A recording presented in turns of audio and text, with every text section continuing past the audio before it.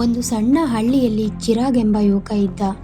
ಅವನು ಧೈರ್ಯಶಾಲಿ, ಆದರೆ ಸ್ವಲ್ಪ ಆತುರದ ಸ್ವಭಾವದವನಾಗಿದ್ದ. ಒಂದು ದಿನ ತನ್ನ ಸ್ನೇಹಿತರ ಜೊತೆ ಟ್ರೆಕ್ಕಿಂಗಿಗೆ ಹೋಗಲು ನಿರ್ಧರಿಸಿದ. ಪಶ್ಚಿಮ ಘಟ್ಟಗಳ ದಟ್ಟ ಕಾಡಿನೊಳಗೆ ಅವರು ಪ್ರವೇಶಿಸಿದರು. ಆ ಕಾಡು ತುಂಬ ಭಯಾನಕವಾಗಿತ್ತು.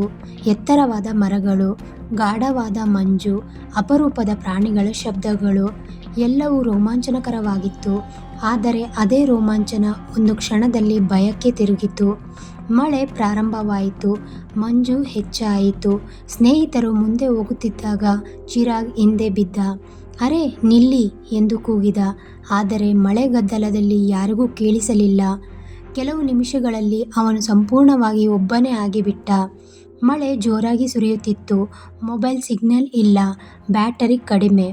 ಚಿರಾಗನ ಮನಸ್ಸಿನಲ್ಲಿ ಭಯ ಕಾಡತೊಡಗಿತು. ಇಲ್ಲಿ ಕಾಡು ಪ್ರಾಣಿಗಳು ಇದ್ದರೆ ನಾನು ಏನು ಮಾಡಲಿ? ಅವನು ಕ್ಷಣಕಾಲ ಕುಳಿತುಕೊಂಡ. ಆದರೆ ಅವನಿಗೆ ತನ್ನ ತಾತ ಹೇಳಿದ ಮಾತು ನೆನಪಾಯಿತು. ಭಯ ಬಂದಾಗ ಓಡಬೇಡ, ಯೋಚಿಸು. ಚಿರಾಗ್ ಮೊದಲು ಸುರಕ್ಷಿತ ಜಾಗ ಹುಡುಕಲು ನಿರ್ಧರಿಸಿದ. ಒಂದು ದೊಡ್ಡ ಮರದ ಕೆಳಗೆ ಒಣದಾಗಿ ಕಂಡ ಸ್ಥಳ ಕಂಡು ಎಲೆಗಳು ಮತ್ತು ಚಿಕ್ಕ ಕೊಂಬೆಗಳಿಂದ ಆಶ್ರಯ ಕಟ್ಟಿದ. ಅದು ಅವನ ಬದುಕಿನ ಮೊದಲ ಹೋರಾಟದ ಗೆಲುವು. ಬೆಳಗ್ಗೆ ಎದ್ದಾಗ ಹೊಟ್ಟೆ ಖಾಲಿ, ನೀರೂ ಇಲ್ಲ, ದಾಹ ಹೆಚ್ಚಾಗಿತ್ತು. ಅವನು ಕಾಡಿನೊಳಗೆ ನಿಧಾನವಾಗಿ ನಡೆಯತೊಡಗಿದ. ಸ್ವಲ್ಪ ದೂರದಲ್ಲಿ ನೀರಿನ ಹರಿವು ಶಬ್ದ ಕೇಳಿಸಿತು. ಆ ಶಬ್ದವನ್ನು ಹಿಂಬಾಲಿಸಿ ಒಂದು ಚಿಕ್ಕ ಹೊಳೆ ಕಂಡುಹಿಡಿದ. ನೀರನ್ನು ನೇರವಾಗಿ ಕುಡಿಯದೆ ತನ್ನ ಟೀ ಶರ್ಟ್ ಮೂಲಕ ಫಿಲ್ಟರ್ ಮಾಡಿ ಕುಡಿದ. ಹಸಿವಿಗಾಗಿ ಕಾಡಿನಲ್ಲಿ ಕಂಡುಬಂದ ಕಾಯಿ ಹಣ್ಣುಗಳನ್ನು ಜಾಗ್ರತೆಯಿಂದ ಪರಿಶೀಲಿಸಿ ಸ್ವಲ್ಪ ತಿಂದ. ಅವನಿಗೆ ಶಾಲೆಯಲ್ಲಿ ಕಲಿಸಿದ ಪ್ರಕೃತಿ ಪಾಠಗಳು ಸಹಾಯ ಮಾಡುತ್ತಿದ್ದವು. ಮಧ್ಯಾಹ್ನ ಸಮಯ. ದಾರಿಯಲ್ಲಿ ಸಾಗುತ್ತಿದ್ದಾಗ ಏಕಾಏಕಿ ಒಂದು ಹಾವು ಅವನ ಮುಂದೆ ಹಾರಿತು. ಚಿರಾಗ್ ಗಾಬರಿಯಾದ, ಆದರೆ ಓಡಲಿಲ್ಲ. ನಿಧಾನವಾಗಿ ಹಿಂದೆ ಸರಿದ. ಹಾವು ತನ್ನ ಪಾಡಿಗೆ ತಾನು ದಾರಿಗೆ ಹೋಯಿತು. ಆ ಕ್ಷಣದಲ್ಲಿ ಅವನಿಗೆ ಅರಿವಾಯಿತು, ಕಾಡು ನಮ್ಮ ಶತ್ರು ಅಲ್ಲ, ನಾವು ಅದನ್ನು ಅರ್ಥ ಮಾಡಿಕೊಳ್ಳಬೇಕು.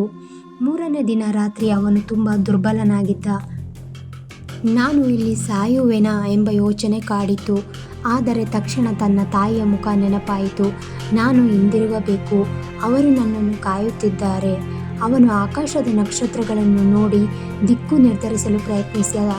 ಉತ್ತರ ದಿಕ್ಕಿನಲ್ಲಿ ಸಾಗಲು ನಿರ್ಧರಿಸಿದ. 4ನೇ ದಿನ ಬೆಳಗ್ಗೆ ದೂರದಲ್ಲಿ ಹೆಲಿಕಾಪ್ಟರ್ ಶಬ್ದ ಕೇಳಿಸಿತು. ಅವನು ತಕ್ಷಣ ಒಣ ಎಲೆಗಳನ್ನು ಸೇರಿಸಿ ಹೊಗೆ ಸೃಷ್ಟಿಸಿದ. ತನ್ನ ಜಾಕೆಟನ್ನು ಕಂಬಕ್ಕೆ ಕಟ್ಟಿ ಹಾರಿಸಿದ. ಹೆಲಿಕಾಪ್ಟರ್ ಅವನನ್ನು ಗಮನಿಸಿತು. ಸ್ವಲ್ಪ ಸಮಯದಲ್ಲಿ ರಕ್ಷಣಾ ತಂಡ ಅವನ ಬಳಿಗೆ ತಲುಪಿತು. ನೀನು ಹೇಗೆ ಬದುಕಿದ್ದೆ ಎಂದು ಕೇಳಿದರು. ಚಿರಾಗ್ ನಗುತ್ತಾ ಹೇಳಿದ, ಭಯವನ್ನು ಗೆದ್ದೆ, ಆತ್ಮವಿಶ್ವಾಸವನ್ನು ಹಿಡಿದೆ. ಹಳ್ಳಿಗೆ ಹಿಂದಿರುಗಿದಾಗ ಎಲ್ಲರೂ ಅವನನ್ನು ಹೀರೋ ಎಂದು ಸ್ವಾಗತಿಸಿದರು. ಆ ಅನುಭವ ಅವನನ್ನು ಸಂಪೂರ್ಣವಾಗಿ ಬದಲಿಸಿತು. ಈಗ ಅವನು ಪ್ರತಿಯೊಬ್ಬ ಯುವಕರಿಗೂ ಹೇಳುತ್ತಿದ್ದ, ಜೀವನ ಒಂದು ಕಾಡಿನಂತಿದೆ, ಸಮಸ್ಯೆಗಳು ಕಾಡು ಪ್ರಾಣಿಗಳಂತಿವೆ. ಆದರೆ ಧೈರ್ಯ ಮತ್ತು ಬುದ್ಧಿ ಇದ್ದರೆ ನಾವು ಯಾವ ಹೋರಾಟವನ್ನೂ ಗೆಲ್ಲಬಹುದು.